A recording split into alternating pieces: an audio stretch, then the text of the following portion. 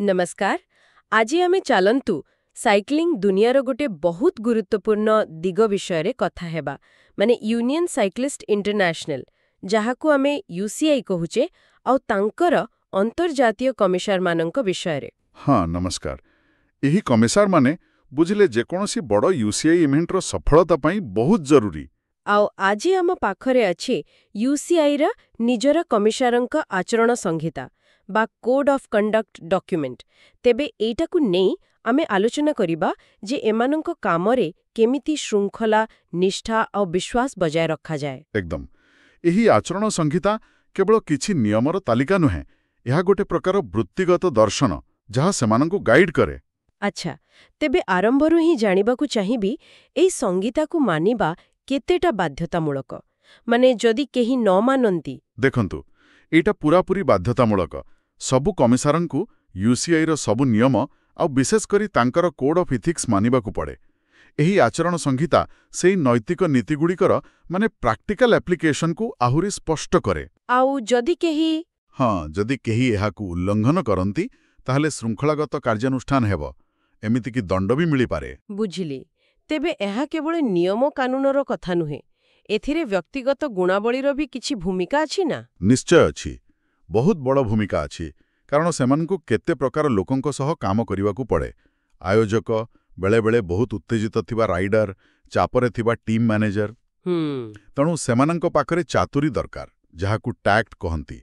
अन्यमानंक भावना बुझी संवेदनशील भावे कथा होई समाधान करिवा। आउ सहानुभूति भी, एम्पैथी। हाँ, सहानुभूति भी बहुत जरूरी। अन्यर परिस्थिति बुझिबा, समस्या आसिबा आगुरु ताकू आकलन करिवा। आउ गोटे शब्द थिला अथॉरिटी बा कर्तृत्व। एइटा विषय कौन कहिबे? निष्पत्ति नेला बेले दृढ़ रहिबाकू पड़िबो निश्चय। हाँ, किंतु देखंतु अथॉरिटी माने अहंकार नुहे किंबा रुक्ष व्यवहार नुहे। यह हेउची एक प्रकार आत्मविश्वासपूर्ण दृढ़ता। नियम को ठीक भावे लागू करिवा पई यह दरकार। ठीक मिसिकी किछि निष्पत्ति नेइची ताकू समर्थन करिवा। यह सहित भल व्यवहार, संजत भाषा, मद्यपानरू दूररे रहिबा एसबु तो अछि। ताले एते सबु गुण भितरे मते लागुची स्वाधीनता आउ निरपेक्षता एई दुईटा सबुठ उपरे थिबो।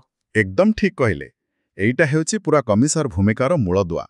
राइडर हुअन्तु, टीम हेउ कि आयोजक, सेमानक ठारू पूरापूरी स्वाधीन और निरपेक्ष रहिबाकू पड़िबो। केवल रहिले हबनी ना? ना, केवल निरपेक्ष हेले यथेष्ट नुहे। निरपेक्ष बोली देखाजिबा भी सेतिकी जरूरी। सेथिपाई तो कौनसी प्रकार उपहार बा अनुग्रह मागिबा कि ग्रहण करिबा पूरा मना। किछि भी नुहे। हाँ, माने बहुत छोट सांकेतिक उपहार को छाड़ी देले, किंतु जहाँ भी निरपेक्षता उपरे प्रश्न सृष्टि करि पारे से सबु मना। वाह, माने एमथी कि ऑटोग्राफ मागिबा कि टीम रो कैप मागिबा भी मना। आउ निज खर्चरे परिवार लोकों को इवेंट को डाकिबा एइटा भी मना। ए तो बड़ कठोर नियम। हाँ, कठोर लागि पारे, किंतु कथा हेउछि एई छोट छोट कथा भी बेले बेले निरपेक्षतार जो धारणाटा अछि ताकू प्रभावित करि पारे। सेथिपाई एते सतर्कता। अच्छा, सेमिति इवेंट चालिथिबा बेले बा ठीक परे परे राइडर मानक सहित अजथा मिलामिशा करिवा सेटा भी ठीक नुहे। गोटे प्रोफेशनल डिस्टेंस रखिबा दरकार। आउ जदि कोनोसी परिस्थिति आसे जोठी लागुची निरपेक्षता प्रभावित होई पारे ताहेले तुरंत बिना द्विधारे यूसीआई को जणाइबा निहाती दरकार। एथिरे कोनोसी कंप्रोमाइज नाही। बुझिली। तेबे एई जो नीति आउ गुणंक कथा में कहिले एगुड़िक इवेंट परिचालनार विभिन्न स्तररे केमती काम करे, माने इवेंट आगुरु, समयरे आउ परे। देखंतु इवेंट आगरु निजुक्ति मिलिबा परे सेमाने आयोजकंक सह जोगाजोग करंती, टेक्निकल गाइड पढ़ंती, अन्य कमिशनर मानक सह कथा हुअंती। इवेंट जागरे पहुंचिला परे ठीक समयरे पहुंचिबा, आयोजकंक सह मिसी काम करिबा, एंटी डोपिंग अधिकारींक सह कोऑर्डिनेशन रखिबा ए सबु। आ इवेंट सरिला परे भी कामो अछि। रिजल्ट ठीक अछि कि नहीं देखिबा, रेस कम्युनिके, एंटी डोपिंग प्रक्रिया सबु ठीक ठाक हैला कि नहीं ए सबु को डबल चेक करिबा। तापरे सबु डॉक्यूमेंट यूसीआई को पठेबा। आउ आयोजकंक सह गोटे डीब्रीफिंग सेशन भी करंती, माने कौन भलो हैला, कौन आउरी भलो होई पारिथांता एमिथि। अच्छा, आउ मीडिया कथा, सोशल मीडिया एथिपाई भी निश्चय किछि नियम थिबो? निश्चय, एटा बहुत स्पष्ट। କମିସାର ମାନେ କେବେ ବି ନିଜ ପ୍ୟାନେଲ ଦ୍ୱାରା ନିଆଯାଇଥିବା ନିଷ୍ପତ୍ତିକୁ ସାଧାରଣରେ ଯୁକ୍ତି କରି ଠିକ୍ ବୋଲି ପ୍ରମାଣ କରିବାକୁ ଚେଷ୍ଟା କରିବେ ନାହିଁ। ଯଦି ମିଡିଆ ପଚାରେ, ସେମାନଙ୍କୁ କେବଳ ଅଫିସିଆଲ ରେସ୍ କମ୍ୟୁନିକେ ଦେଖିବାକୁ କହିବେ। ଆଉ ବଡ଼ ବଡ଼ ଇଭେଣ୍ଟରେ ଯେମିତି ୱାର୍ଲ୍ଡ ଟୁର୍ କି ଅଲିମ୍ପିକ୍ସ? ସେସବୁ ଜାଗାରେ ତ ମିଡିଆ ସହ କଥା ହେବା ପୁରାପୁରି ବାରଣ। କିଛି ବି କହିବେନି। ଆଉ ସୋସିଆଲ ମିଡିଆ ଏତେ କଟକଣା କାହିଁକି? ଏହାଦ୍ୱାରା କମିଶନର ମାନେ ଟିକେ ଅଲଗା ହୋଇଯାଉନାହାନ୍ତି କି? ହଁ, ଏଟା ଗୋଟେ ସୂକ୍ଷ୍ମ କଥା। ନିୟମ ହେଉଛି ନିଜର ୟୁସିଆଇ ସମ୍ବନ୍ଧୀୟ କାମ, ନିଜର ଭୂମିକା କିମ୍ବା ଅନ୍ୟ କମିସାରଙ୍କର ନିଷ୍ପତ୍ତି ବିଷୟରେ ସୋସିଆଲ ମିଡିଆରେ କିଛି ବି ମନ୍ତବ୍ୟ ଦେବା ମନା। ଇଭେଣ୍ଟ ଭିତରର କୌଣସି ଘଟଣାର ଫଟୋ କି ଭିଡିଓ ବି ପୋଷ୍ଟ କରିବା ମନା। କାରଣ? ମୁଖ୍ୟ କାରଣ ହେଉଛି ଗୋପନୀୟତା ରକ୍ଷା କରିବା ଆଉ ଅଯଥା ବିବାଦରୁ ଦୂରେଇ ରହିବା। ସବୁଠୁ ଭଲ ନୀତି ହେଲା, ଯଦି କିଛି ବି ସନ୍ଦେହ ଅଛି, ପୋଷ୍ଟ କରିବା ନାହିଁ। ସିମ୍ପଲ। ଶେଷରେ ଆଉ ଦୁଇଟି ଛୋଟ କଥା, ପରିଚୟ ମାନେ ଆଇଡେଣ୍ଟିଟି ଆଉ ପୋଷାକ ଆଉ ଖର୍ଚ୍ଚ ବିଷୟରେ ଟିକେ କହିଦେବେ କି?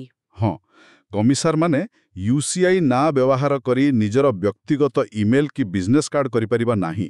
ୟୁସିଆଇ ଯେଉଁ ଟେମ୍ପ୍ଲେଟ୍ ଦେଇଛି ସେଇଟା ହିଁ ବ୍ୟବହାର କରିବେ। ଆଉ କାମ ବେଳେ ୟୁସିଆଇ ଦେଇଥିବା ଅଫିସିଆଲ ପୋଷାକ ପିନ୍ଧିବା ବାଧ୍ୟତାମୂଳକ। ଆଉ ଖର୍ଚ୍ଚ? ସବୁ ଖର୍ଚ୍ଚ ଆଉ ପାରିଶ୍ରମିକ ୟୁସିଆଇ ହିଁ ବହନ କରେ। ଏଇଟା ବହୁତ ଜରୁରୀ, କାରଣ ଏହାଦ୍ୱାରା ସେମାନେ ଆୟୋଜକ କିମ୍ବା ଟିମ୍ ଉପରେ ଆର୍ଥିକ ଭାବେ ନିର୍ଭର କରନ୍ତି ନାହିଁ, ଯାହା ନିରପେକ୍ଷତା ପାଇଁ ଭଲ। ହଁ, ରହିବା କିମ୍ବା ସ୍ଥାନୀୟ ଯିବାସିବା ଖର୍ଚ୍ଚ ଆୟୋଜକ ବ୍ୟବସ୍ଥା କରିପାରନ୍ତି, କିନ୍ତୁ ସିଧାସଳଖ କୌଣସି ଟଙ୍କା ପଇସା ଦିଆନିଅ ନାହିଁ। ବାଃ, ତାହେଲେ ଏତେ ସବୁ ଆଲୋଚନାରୁ ଗୋଟେ କଥା ପୁରା ସ୍ପଷ୍ଟ ହୋଇଗଲା ଯେ ୟୁସିଆଇ କମିଶନର ହେବା ମାନେ କେବଳ ସାଇକେଲିଂର ନିୟମ ଜାଣିବା ନୁହେଁ। ନା ନା, ଏକଦମ ନୁହେଁ। ଏହା ତାଠୁ ବହୁତ ବେଶୀ। ଏହା ହେଉଛି ଗୋଟେ ଉଚ୍ଚ ନୈତିକ ମାନଦଣ୍ଡକୁ ମାନି ଚଳିବା, ଗୋଟେ ନିର୍ଦ୍ଦିଷ୍ଟ ଆଚରଣ ବିଧି ପାଳନ କରିବା, ଆଉ ସବୁଠୁ ବଡ଼ କଥା ହେଲା ସବୁ ପରିସ୍ଥିତିରେ କଠୋର ଭାବେ ନିରପେକ୍ଷ ରହିବା ପାଇଁ ଗୋଟେ ପ୍ରତିବଦ୍ଧତା।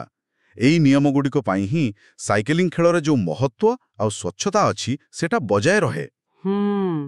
ଏତେ ସବୁ ଶୁଣିଲା ପରେ ମୋ ମନରେ ଗୋଟେ ପ୍ରଶ୍ନ ଆସିଛି। ଏତେ କଠୋର ନିୟନ୍ତ୍ରଣ, ଏତେ ନିରପେକ୍ଷ ରହିବାର ଚାପ, ଏସବୁ ଜଣେ କମିସାରଙ୍କର ବ୍ୟକ୍ତିଗତ ସ୍ତରରେ ଖେଳଟା ପ୍ରତି ଯେଉଁ ଭଲ ପାଇବା ବା ଆନନ୍ଦ ଥାଏ, ତାକୁ କେମିତି ପ୍ରଭାବିତ କରୁଥିବ? ଏଇଟା ବିଷୟରେ ଟିକେ ଭାବିବା କଥା ନୁହେଁ କି?